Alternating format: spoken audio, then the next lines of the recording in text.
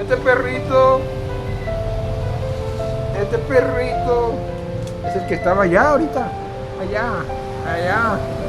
Los abandonaron, pero la gente es muy buena.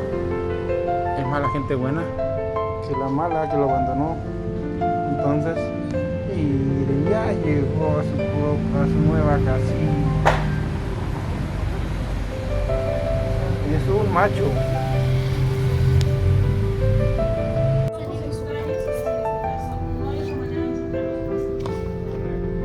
Biberón, leche.